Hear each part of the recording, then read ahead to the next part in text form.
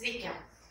Įsivaizduokite, kad būtų tobulas žodynas, kuriame būtų visi pasaulio žodžiai, visomis kalbomis ir kurį galėtumėte įsidėti į kišenę. Ir pagalvokite, kad rastumėte dokumentą užsienio kalba, kurį per 10 sekundžių galėtumėte išversti į savo kalbą.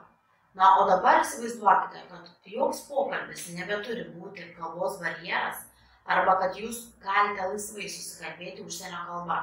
Tai neturi būti tik įsivaizdavimas.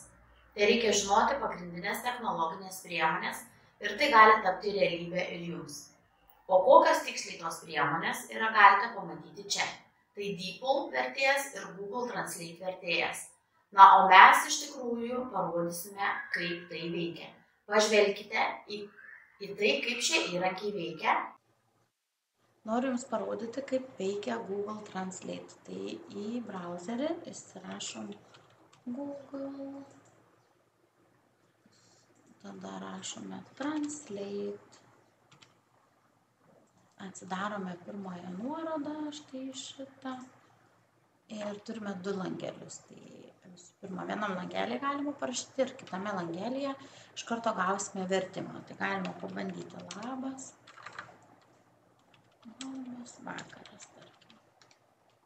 Ir mums verčia norvegų, vokiečių, galim pasirinkti anglų kalbą, kuri yra naudojama daugiausiai. Iš karto mums verčia, vertimą gauname kitame stulpelėje. Taip pat galime išsiversti ir didesnį tekstą.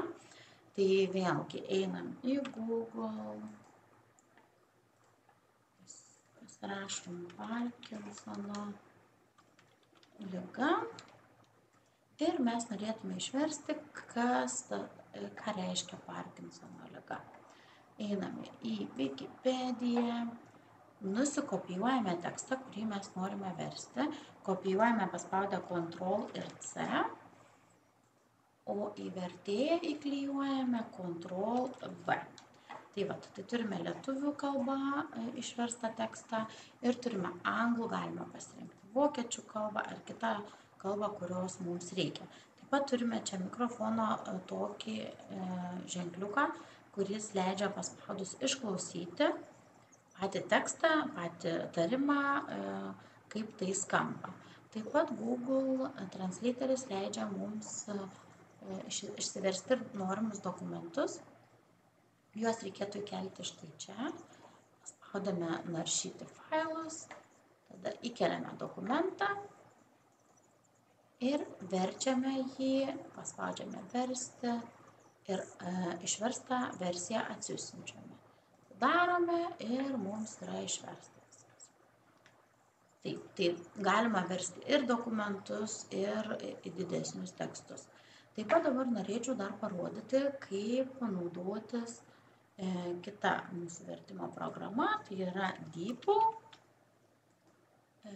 Pats principas yra panašus, tai irgi turime programą su visomis kalbomis, kaip matote, čia parašyta 32 kalbos, pasirenkame kalbą lygiai tokiu pat mygtuku, išsirenkame, kokia kalba mums yra reikalinga, galime lygiai taip pat prisegti failus, kuriuos norime išversti, rašome tekstą, labas vakaras, kaip jautiesi.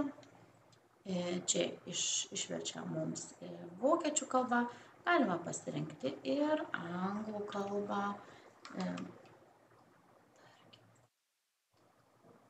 Tai va.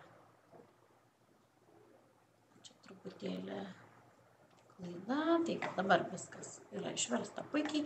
Lygiai taip pat jūs galite įrašyti savo balsą, kažką, ką norite pasakyti ir jums automatiškai išverčia į jūsų pasirinktą kalbą. Tai tikiuosi, šitie mokymai jums tiks ir bus naudingi ir toliau naudositės šiomis programomis ir jokios kalbos barjero nebejausite.